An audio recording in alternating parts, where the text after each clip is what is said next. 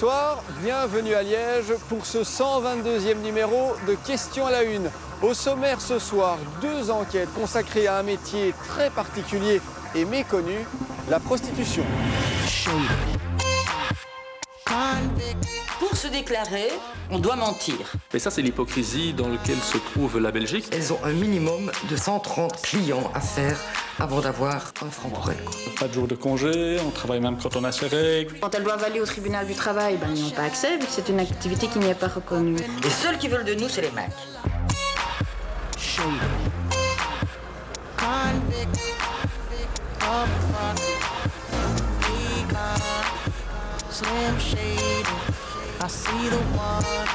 Promenade nocturne à Schaerbeek. Nous sommes rue d'Arscott, la rue aux néons roses et aux embouteillages perpétuels. Ici, jour et nuit, des dizaines de filles vendent leur charme en vitrine. Pourtant, officiellement, on ne vient pas rue d'Arscott pour tirer un coup, mais bien pour en boire un. Pour la commune, ces bars ne sont pas enregistrés comme bordel, mais comme débit de boissons. Ces femmes ne sont pas des prostituées, mais des serveuses. Qu'en est-il réellement ? Nous avons répondu à leur invitation. Et il y a moyen de boire un verre ou Non, tu parles pas français. D'accord. Drink something. Non? Ok, ça va, merci, merci. Bonjour. Comment tu t'appelles? Mary. Mary. C'est quoi les prix du verre?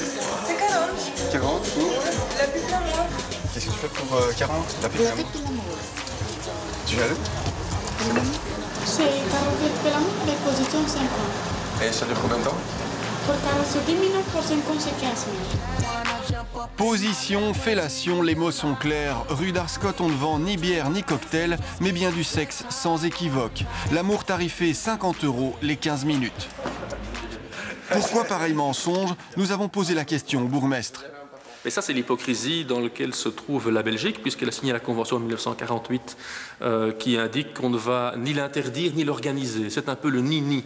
C'est le déni général de reconnaissance de la prostitution. Or, elle existe, elle est là. Et c'est vrai qu'actuellement, la plupart des établissements dans la rue d'Arscott ont encore des permis de bâtir qui datent d'il y a 20 ans, 30 ans, 40 ans, sur lesquels il est marqué débit de boisson.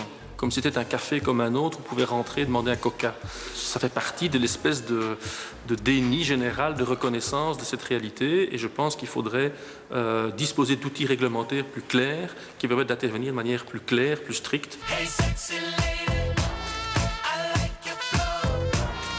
En Belgique, la prostitution n'est pas un délit, elle n'est pas interdite, mais elle n'existe pas officiellement pour autant.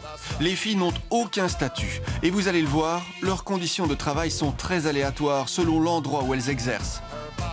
Ne faudrait-il pas réglementer un minimum ou carrément légaliser le plus vieux métier du monde? C'est l'objet de notre enquête.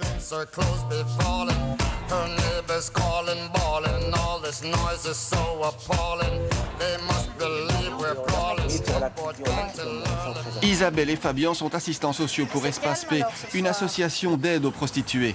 Un soir par semaine, ils parcourent le quartier Alhambra, à Bruxelles. Nous sommes à 2 pas de la place de Brouckère. Ici, la commune n'accepte pas de vitrine, les filles font donc le trottoir. Un préservatif, gel, quelque chose, ouais. Et sinon, calme? Oui, c'est calme. Pas de clients, pas de travail. Ici, le client arrive en voiture. La passe se négocie en moyenne 50 €. La rencontre est consommée dans un des 3 hôtels proches. La chambre est à charge du client, une vingtaine d'euros. Une cinquantaine de filles travaillent dans ce quartier. Et vous venez d'où? Bulgarie. Et ça fait longtemps que vous êtes là? En Belgique? Ouais. 3 ans. Et vous avez beaucoup de clients qui demandent pour le faire sans capote? Parce que ça, j'ai quand même beaucoup entendu. Presque C'est tous? vrai? Ah bon? Presque tous. Et comment vous faites alors pour vivre? Tu perds pas. Si lui veut entrer avec toi, tout normal, lui entrer. Sinon, lui faire un tour et trouver une fille qui va faire. Bonsoir. Bonsoir. Comment allez-vous? La plupart des filles travaillant ici sont roumaines ou bulgares. A long time for today? No. Maybe 2 hours. 2 hours? 2 hours, it's enough. Maybe more. Maybe more. How much clients you No. Difficult to say. It's a secret. My secret. Okay. Cette jeune fille-ci vient même de Lituanie, un pays au salaire moyen particulièrement bas. In 1 month, Yes. minimum 200 €. Minimum. Yes. So that's the reason you are coming here. Yes, of course. Tant qu'il y aura une grande disparité au niveau économique, on trouvera toujours des personnes qui vont venir de leur plein gré ou via d'autres systèmes pour travailler et envoyer. Elles travaillent pour envoyer l'argent dans la famille, principalement. Alors c'est difficile à dire évidemment, mais visiblement cette femme travaille à son compte, seule. Elle a l'air, je veux dire, les indicateurs pour nous, c'est la fréquence des horaires, donc elle n'est pas là systématiquement tous les jours, elle n'est pas là non plus toujours pendant des longues périodes. Donc je veux dire, c'est un indicateur qui peut nous signaler qu'effectivement elle travaille pour son propre compte, ce qui n'est pas souvent le cas quand quelqu'un a un proxénète derrière où le temps de travail est beaucoup plus long. Non, j'ai téléphoné à l'hôpital, au service social. Ce soir, Isabelle et Fabian croisent une fille qui souffre des yeux. Venir avec moi. Tu veux venir là-bas à 11h? À 11h, mais je suis là-bas aussi. Hein. Sans vous, cette femme peut-être n'irait pas voir un médecin, n'irait pas à l'hôpital?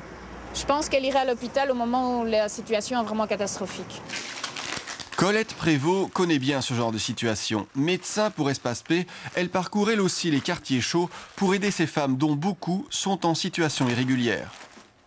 Elles n'ont aucun revenu officiel, elles n'ont aucune vie officielle en Belgique, donc la mutuelle, c'est pas pensable. On voudrait les mettre en ordre de mutuelle, qu'elles ne sont pas dans une situation qui permette de le faire.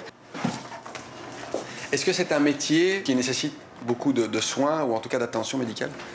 Mais tous les métiers ont droit à la médecine du travail par rapport aux risques particuliers auxquels ils sont exposés. Par rapport à la prostitution, il y a des risques particuliers, c'est clair, qui devraient les faire bénéficier de la médecine du travail. Mais comme ce n'est pas un métier reconnu, ce n'est pas possible. Il est difficile pour elles d'avoir accès à une mutuelle, il est difficile pour elles d'être en congé de maladie. Elles n'ont aucun accès, elles ne peuvent pas se mettre en syndicat. Quand elles doivent aller au tribunal du travail, elles n'y ont pas accès, vu que c'est une activité qui n'y est pas reconnue.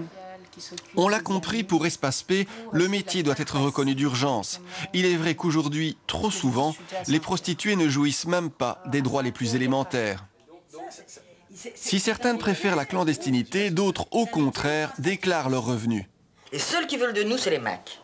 C'est le cas de Sonia, une prostituée militante bien connue.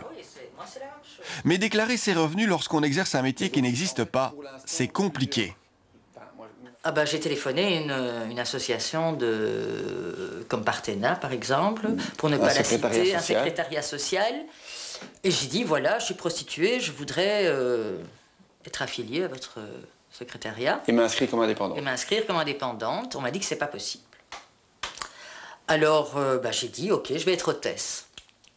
Si vous préférez prendre de l'argent à une hôtesse, moi ça m'est égal, ok, je deviens hôtesse. J'ai eu un monsieur de la TVA qui m'avait dit que le problème c'était que hôtesse était assujettie à la TVA, j'étais censée payer de la TVA. Alors je l'ai regardé, j'ai dit, et je suis censée récupérer la TVA, comment? Parce que normalement la TVA on la récupère chez les clients. Alors il m'a regardé très amusé et il m'a dit, vous devriez avoir un cahier avec le numéro de TVA de vos clients. Il l'a dit en riant, parce que bon, c'était impossible.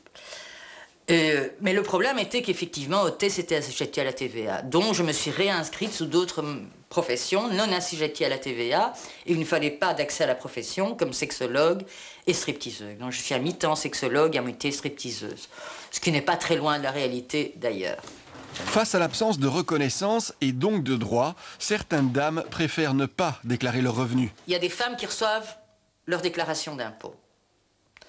Elles l'ouvrent, elles mettent prostituée et elles déclarent. Ça revient. Métier qui n'existe pas. Alors il y en a des femmes qui le jettent dans la poubelle, puisqu'elles disent je travaille pas. Donc je mets dans la poubelle. Moi, je dois trouver des arrangements. Donc pour se déclarer, on doit mentir. Ce métier particulier mériterait pourtant bel et bien que les filles soient mieux protégées contre les propriétaires véreux par exemple et la flambée parfois brutale des loyers. Marie